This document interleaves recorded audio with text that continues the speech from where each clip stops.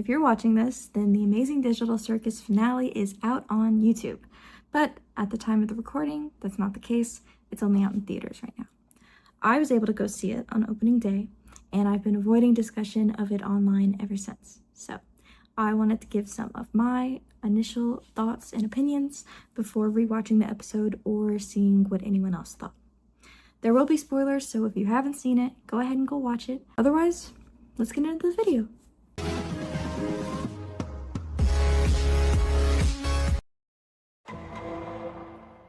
Ultimately, I enjoyed the final act.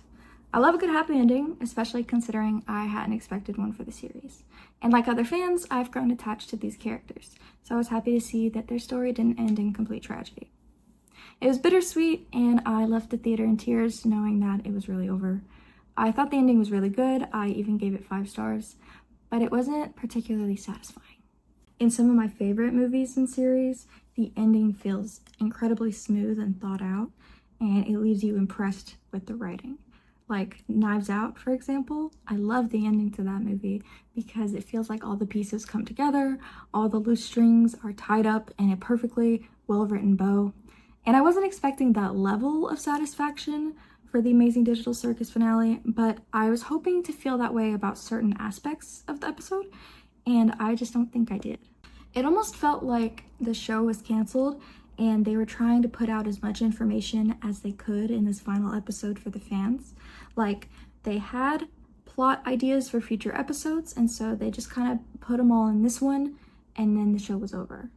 And despite that, despite feeling like they could have used a couple more episodes to wrap up the series, this final one that they did have, parts dragged on longer than they should have, in my opinion. Something they did decide not to reveal was Jax's abstraction. I was surprised at first that it happened off screen, but I feel like maybe that packed a punch that seeing it wouldn't have had, especially considering we've seen Jax likely on the verge of abstraction multiple times. I don't know if it would have hit that hard to see that again. I also really liked the suspense of not being 100% sure it was Jax at first. I thought it was going to be a fake out where really it was Kinger that abstracted, because we don't see him with the rest of the gang in those scenes at first. But it turns out Kinger just wasn't there, I guess. It really was Jax that abstracted. Speaking of Jax, let's get into it. I feel conflicted about Jax. So we finally learn his backstory, what happened before the circus that made him so desperately not want to go back to the real world. And I was surprised it wasn't far worse.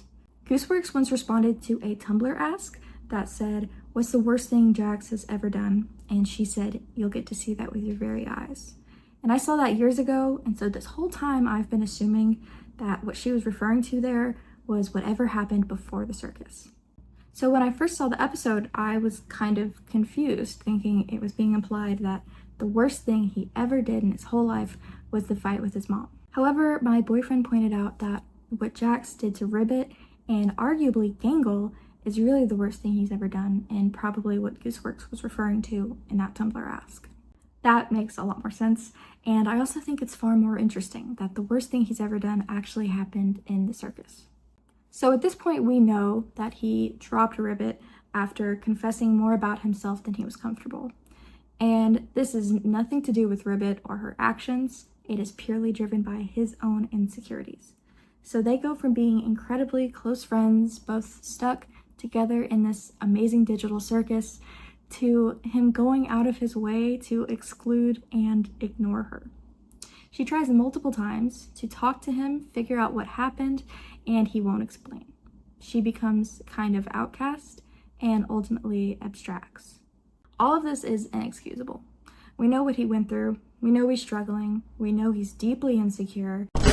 He's scared of vulnerability. But even with all of that, that can't make what he did understandable, at least to me. Because again, Jax accidentally overshared, and then Ribbit was punished in the worst way possible for his mistake. It's not that she accidentally reacted poorly, which triggered him because of his relationship with his parents. She reacted in a calm and caring way like a good friend. I know no one is blaming Ribbit, but I just want to make that clear before talking about how everyone reacted to Jax abstracting. Pomni feels bad that she didn't push harder to see if he was doing okay, but she had tried that in the past and it didn't work out well, so it's understandable why she didn't then. Ragatha shares that he had asked her to never mention Ribbit, and she feels bad that she did that, as if denying his request would have changed anything. I think if anything, it would have made him more upset, meaner to Ragatha, and could have even abstracted sooner. After Jax abstracts, and Pomni hugs him and tries to comfort him, even after learning his deepest, darkest secrets, with love and zero judgment, he can't help but tell her how much he hates her. And I don't disagree with that. I think it's very fitting for his character. What I don't like is how after this, after the audience has learned all of the horrible things he's done, when we have more reason to hate him now than ever before, suddenly everyone in the circus is understanding. Zubal's reaction in particular is what strikes me as odd. They put their issues with him in the past, despite their best friend / partner, Gangle, being one of the main subjects of his torment. We now know that on top of every mean thing that Jax has done to her, he also is the reason that her name is Gangle because he thought it sounded pathetic. Minutes after being put in the circus, starting to realize that you are stuck there, you are never getting out, and this guy is already bullying you for no reason. So Gangle, and then thereby Zubal, have every reason to be glad that he's gone. And this is brought up once. Gangle asks if it's bad that she doesn't feel like crying after he is abstracted. But then that isn't brought up again, and Zubal decides to forgive him. That just feels very out of character for me. Zubal has never had a problem calling him out and hating him for his cruelty towards Gangle. But now it's okay. What are we doing? What's going on? And all of this felt like it was supposed to be sweet. How everyone came together to take care of Jax after he abstracted.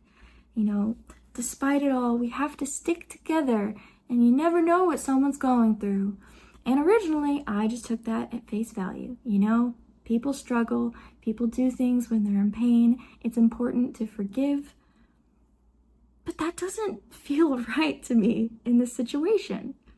I don't know that Jax has deserved that, at least not from Zubal.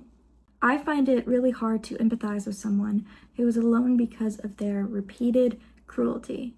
Even if they feel guilty, it doesn't matter if they don't change, and Jax never did.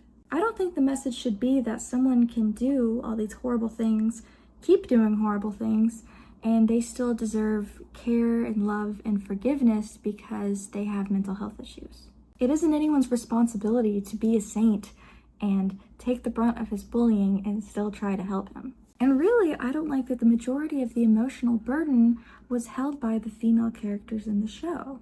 Ribbit and Gangle went through the worst of it, and Pomni and Ragatha seemed to take on the most responsibility in caring for him after he abstracted. It just feels like it's always a woman who loves and cares for and saves a man who wouldn't do the same for her. And this isn't to say that Jax should have been nicer. I just wish their reactions were a little more complex and left you thinking. Instead, it just felt too easy. They forgive him. I feel like it could have benefited by letting the audience decide how to feel about it, rather than just telling them, you know, these characters are really nice people. Okay, with all of that out of the way, I want to talk about an aspect of the finale that I really liked. Aww. So cute! I really like how they suggested that Jax was trans femme. The ways that they alluded to it, like his cute little reaction when Ribbit places a bow on his head, and Isn't She Lovely playing over the montage of him, felt thoughtful and sweet. It felt like a secret that only some members of the audience would understand upon first watch. And I think maybe that's what I was missing in other parts of the episode. Jax being trans wasn't something I had expected before this episode, but looking back, it makes sense, and that's really cool to see. One thing relating to this was a question my boyfriend raised, which was, if Kane gives them bodies that perfectly encapsulate their mind files, then why was Jax put into a masculine body in the circus? And I thought that was a really good question I didn't fully know the answer to. I think it could have to do with a couple things. One being that Kane just doesn't really do that, as we know that Zubul is unhappy with their body. But secondly, I think it could just be that Jax wasn't comfortable being perceived as feminine, as we see in episode 5 with the maid outfit. He didn't really get a chance to fully explore that in his real life. My boyfriend also suggested that the thing that he told his mom to get her off his back and she ultimately laughed at was that he was trans. And that was really traumatic for him. So it makes sense that he wouldn't be comfortable in a feminine character's body after that. But like I said, I don't totally know, so if you have any more ideas about it, feel free to let me know in the comments. I know the majority of this video was critical of the finale, but I really did like it. I just talked about the parts that I felt strongest about. I think everyone who worked on the show did an incredible job, and they created something they should be very proud of. The main goal of this video was just to challenge myself to formulate my own thoughts before being influenced by the internet. Thanks for watching. If you liked it, feel free to like or comment or subscribe.